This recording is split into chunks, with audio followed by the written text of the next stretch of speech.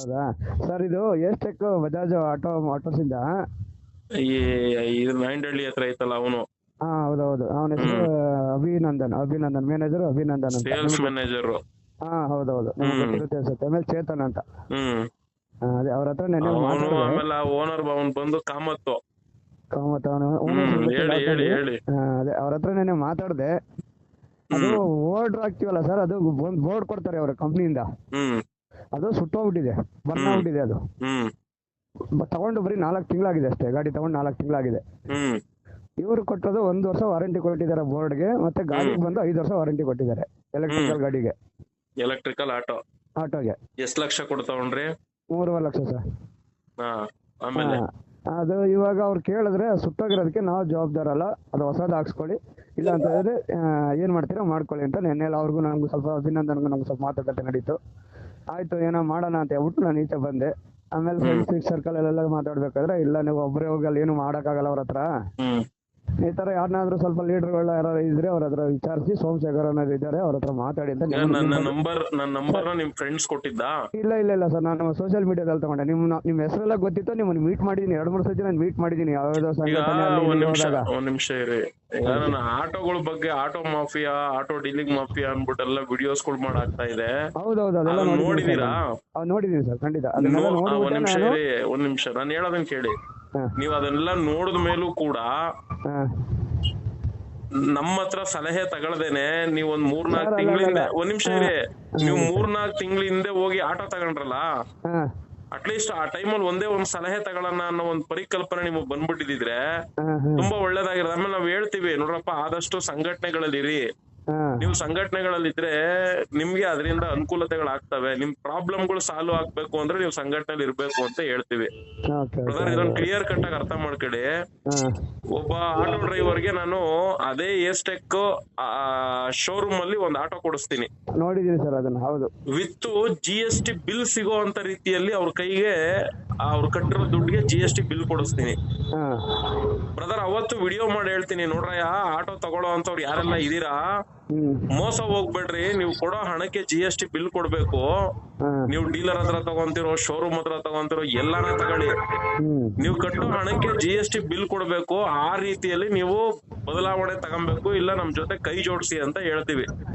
Brother ನನ್ಗೆ ಏನ್ ಗೊತ್ತಾ ಬೇಜಾರ್, ನಿಮ್ಮಂತವ್ರಿಗೆಲ್ಲ ಸಹಾಯ ಮಾಡಕ್ ಒಂದೇ ಬೇಜಾರ್ ಏನು ಅಂದ್ರೆ, ಇಂಥ ವಿಚಾರಗಳು ತಿಳಿಸ್ಕೊಟ್ರು ಕೂಡ ನೀವು ಕೈ ಜೋಡಿಸ್ದೆ ಈ ತರ ಮೋಸ ಹೋಗಿ ನಮ್ಗೆ ಹಿಂಗ್ ಆಗ್ಬಿಟ್ಟೈತೆ ಸರ್, ನಿಮ್ ಫಾಲೋವರ್ ಸರ್, ನಾನು ಎಲ್ಲಾ ನಿಮ್ ವಿಡಿಯೋ ನೋಡ್ತಿರ್ತೀನಿ ಸರ್ ಅಂದಾಗ ನಮ್ಗೆ ಬೇಜಾರಾಯ್ತದೆ ನಿಮ್ಗೆ ಹೆಲ್ಪ್ ಮಾಡಕ್ಕೆ. ಏನೋ ಗೊತ್ತಿಲ್ದೆ ಮೋಸ ಹೋದ್ರೆ ಅದೊಂಥರ ರೀ. ಎಲ್ಲಾ ನೋಡಿದ್ದನು ಕೂಡ, ಎಲ್ಲಾ ತಿಳ್ಕೊಂಡಿದ್ದನು ಕೂಡ ನೀವ್ ಹಿಂಗ್ ಮೋಸ ಹೋಗ್ಬಿಟ್ಟು ನಮ್ಗೆ ಹಿಂಗ್ ಮೋಸ ಮಾಡ್ತವ್ರೆ ಅಂದ್ರೆ, ಹೌದ್ರಿ, ಪ್ರತಿ ಒಬ್ಬ ವ್ಯಕ್ತಿನೂ ಕೂಡ ಅವನ್ ಲಾಭಕ್ಕೋಸ್ಕರ ಅವನು ಲಾಸ್ ಮಾಡ್ಕೊಳಕ್ ಇಷ್ಟ ಪಡಲ್ಲ. ಈಗ ನೀವು ಇಷ್ಟೆಲ್ಲಾ ರೀಸನ್ ಹೇಳಿದ್ರಲ್ಲ, ಎಲೆಕ್ಟ್ರಿಕಲ್ ಆಟೋ ಇಂದ ಈ ಸಮಸ್ಯೆ ಆಯ್ತು, ಅವ್ನ ಹಿಂಗೆ ನಮ್ಮ ಮೇಲೆ ಹಿಂಗ್ ಜಗಳ ಮಾಡ್ದ, ಅದೇನ್ ಮಾಡ್ಕೊಂತ ಮಾಡ್ಕೊ ಹೋಗು ಅಂತ. ನೋಡ್ರಿ, ಅವ್ರ ಹತ್ರ ಎಲ್ಲ ಕೇಳೋ ಅಗತ್ಯತೆ ನಮ್ಗಿಲ್ಲ. ನೀವ್ ಒಂದೇ ಒಂದು GST ಬಿಲ್ಲು ಅವ್ನ ಆಟೋ ತಗೊಂಡ್ರಲ್ಲ, ಅಲ್ಲಿ 3.5 ಲಕ್ಷ ಕೊಟ್ರೋ 4 ಲಕ್ಷ ಕೊಟ್ರೋ, ನೀವು ಕೊಟ್ಟಿರೋ ದುಡ್ಡಿಗೆ ನೀವು GST ಬಿಲ್ ತಗೊಂಡ್ಬಿಟ್ಟಿದ್ರೆ ಬಡ್ಡಿ ಮಕ್ಕಳನ್ನ ಎಲ್ಲಿ ಚಡ್ಡಿ ಬಿಚ್ಚಿಸ್ಬೇಕಾಗಿತ್ತು ಅಲ್ಲಿ ಮಾಡ್ಬೋದಾಗಿತ್ತು. ಆದ್ರೆ ನೀವುಗಳು ಏನೂ ತಗೊಳ್ಳದೆ ಇರೋದ್ರಿಂದ ಆಮೇಲೆ ಡೀಲರ್ಗಳ ಹತ್ರ ಹೋಗೋದು, ಈ ನನ್ ಮಕ್ಳು ಅವರೇ ಕೆಲವ್ರು ಕಚಡ ನನ್ನ ಮಕ್ಳು ಸಂಘಟನೆಗಳು ಅಂತ ಮಾಡ್ಕೊಂಡು ಆಟೋ ಡೀಲಿಂಗ್ ಮಾಡ್ತಾರೆ ಪಾಪಿ ಮುಂಡೆ ಮಕ್ಳು. ಆಟೋಗಳನ್ನ ಶೋರೂಮ್ಗಳಲ್ಲಿ ಕೊಡ್ಸ್ಕೊಟ್ಬಿಟ್ಟು, ತಗೊಳಪ್ಪ ನಿನ್ ಕೊಡ್ಸ್ಕೊಟ್ಟಿದೀನಿ, ತಗೋ ನಿನ್ಗೆ GST ಬಿಲ್ ಎಲ್ಲ ಹಾಕಿಸ್ಕೊಟ್ಟಿದೀನಿ, ಅದೇನ್ ಕೊಡ್ತೀವ ನೀನೇ, ನಾನು ನಿಂತು ಇಷ್ಟೆಲ್ಲಾ ಮಾಡ್ಕೊಟ್ಟಿದೀನಿ, ಒಂದ್ 2,000 ಕೊಡು ಅಂತ ಈಸ್ಕೊಟ್ಬಿಟ್ರೆ 2,000 ತಗೊಂಡ್ರು ಪರವಾಗಿಲ್ಲ, ಹೋಗ್ಲಿ ಬಿಡಪ್ಪ ನನ್ ಒಳ್ಳೇದ್ ಮಾಡ್ಕೊಟ್ಟವನೆ ಅನ್ಬೋದು.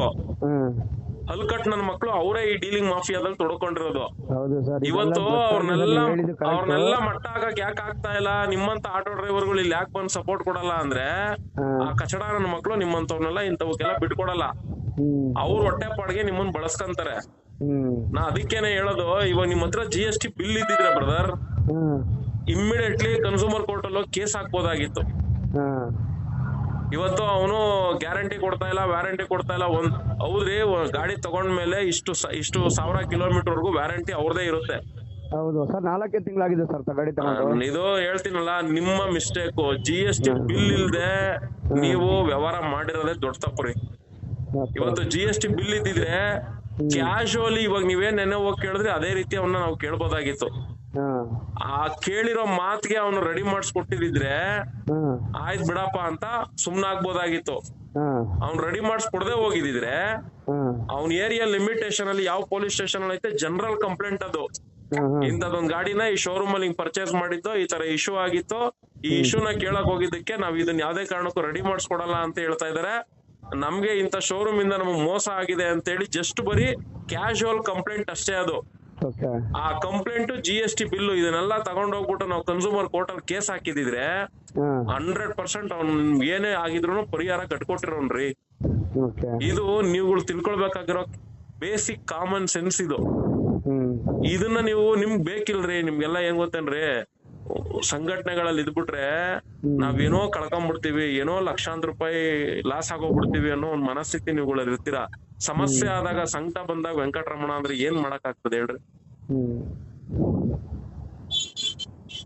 ಈಗ ನಾನು ನೋಡಿ ಅವ್ನ್ ಯಾರೋ ಒಬ್ಬ ನಮ್ಮ ಆಟೋ ಡ್ರೈವರ್ಗೆ ಅದನ್ನೆಲ್ಲ ಕೊಡಿಸ್ಕೊಟ್ಟಿದಕ್ಕೆ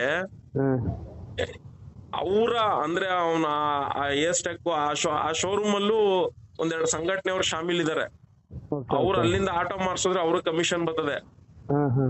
ನನ್ ಮಕ್ಳು ಫ್ರಂಟ್ ಲೈನ್ ಬರ್ದೆ ಇನ್ನೊಬ್ಬನ್ ಕಡೆಯಿಂದ ಚೂ ಬಿಡೋದು, ಅವ್ರ ಹತ್ರ ದುಡ್ಡು ಕೇಳಕ್ ಹೋಗಿದ್ರೇನೋ ಕೊಟ್ಟಿಲ್ಲ ಅನ್ನೋ ತರ ಈ ತರ ಕಚಡ ಕೆಲಸಗಳು ಮಾಡ್ತಾರೆ. ಅಲ್ಲೇ ಅವ್ನ್ಗೋಗ್ ಸುಮಾರು ಜನ ಕಾಮೆಂಟ್ ಹೊಡೆದ್ರು, ನಿಮ್ಮ ಅಪ್ಪನ್ ಹುಟ್ಟಿದ್ರೆ ಪ್ರೂವ್ ಮಾಡಿ ತೋರ್ಸೋ ಅಂತ ಸೈಲೆಂಟ್ ಆಗ್ಬಿಟ್ರು.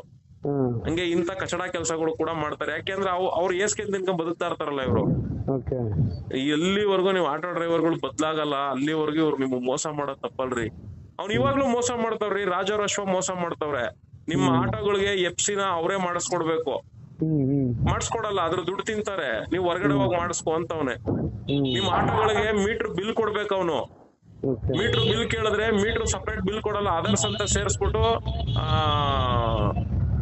ಎಕ್ಸ್ಟ್ರಾ ಬೇರೆ ಚಾರ್ಜ್ ಎಲ್ಲ ಸೇರಿಸಿ GST ಬಿಲ್ ಕೊಡ್ತಾವನೆ.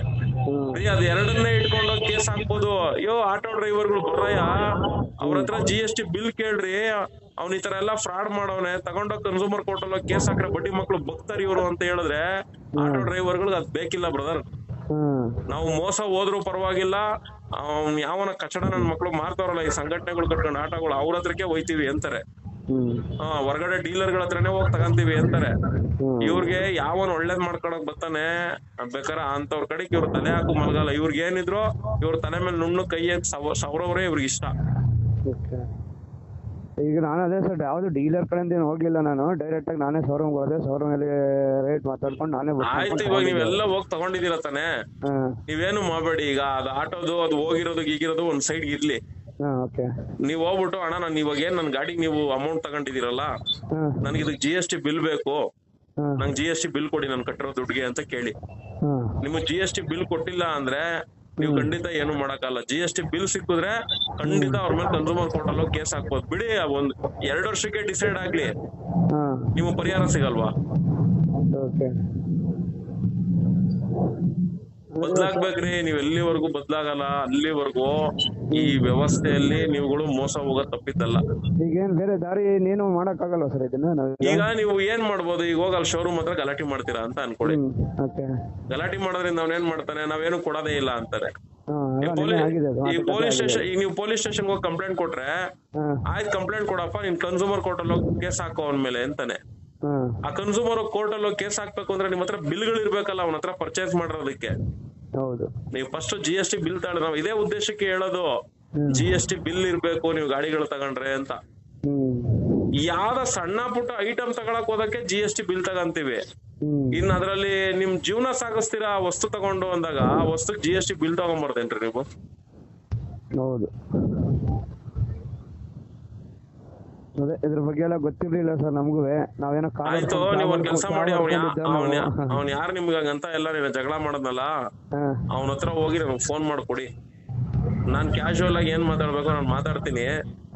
ಅವನೇನಾದ್ರು ಅದಕ್ಕೆ ಬಗ್ಲಿಲ್ಲ ಅಂದ್ರೆ ನಾನೇ ಹೇಳ್ತೀನಿ, ಆ ಗಾಡಿ GST ಬಿಲ್ ಕೊಡಪ್ಪ ಅಂತ. ಅದೇ ಅಭಿನಂದನ್ ಅಂತ ಸೇಲ್ಸ್ ಮ್ಯಾನೇಜರ್. ಯಾವನ ಅವನು ಹೋಗ್ದ ಕೇಳ್ರಿ.